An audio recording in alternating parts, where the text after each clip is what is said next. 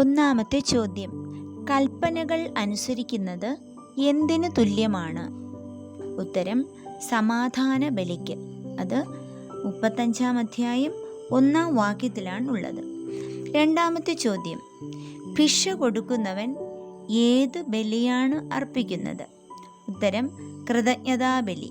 അത് 35 അധ്യായം 2 വാക്യത്തിലാണുള്ളത്.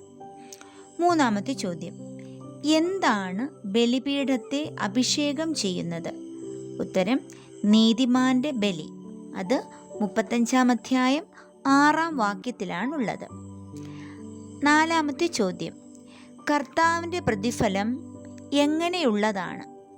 ഉത്തരം 7 ഇരട്ടിയായി തിരികെ തരുന്നതാണ്.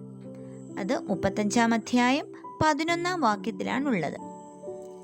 അഞ്ചാമത്തെ ചോദ്യം, കർത്താവിന് എന്തു കൊടുത്താലാണ് സ്വീകരിക്കാതിരിക്കുന്നത്? ഉത്തരം കൈക്കൂലി. അത് 35 അധ്യായം 12 വാക്യത്തിലാണുള്ളത്. ആറാമത്തെ ചോദ്യം, കർത്താവ് പക്ഷപാതം കാണിക്കാത്തത് ആരോടാണ്? ഉത്തരം ദരിദ്രരോട്. അത് 35 അധ്യായം 13 വാക്യത്തിലാണുള്ളത്. ഏഴാമത്തെ ചോദ്യം, ആരുടെ പരാതികളാണ് കർത്താവ് അവഗണിക്കാത്തത്? ഉത്തരം വിധവയുടെ പരാതി. അത് 35 അധ്യായം 14 വാക്യത്തിലാണുള്ളത്. എട്ടാമത്തെ ചോദ്യം, ആരുടെ പ്രാർത്ഥനയാണ് മേഘങ്ങൾ തുളച്ചു കയറുന്നത്? ഉത്തരം വിനീതൻ്റെ. അത് 15 അധ്യായം 17 വാക്യത്തിലാണുള്ളത്.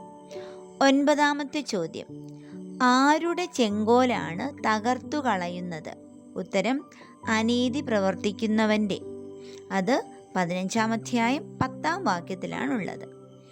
പത്താമത്തെ ചോദ്യം, കഷ്ടതയിൽ കർത്താവിൻ്റെ കരുണ ആശ്വാസപ്രദമാകുന്നത് എന്തുപോലെയാണ്?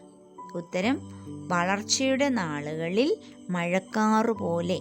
അത് 35 അധ്യായം 20 വാക്യത്തിലാണുള്ളത്.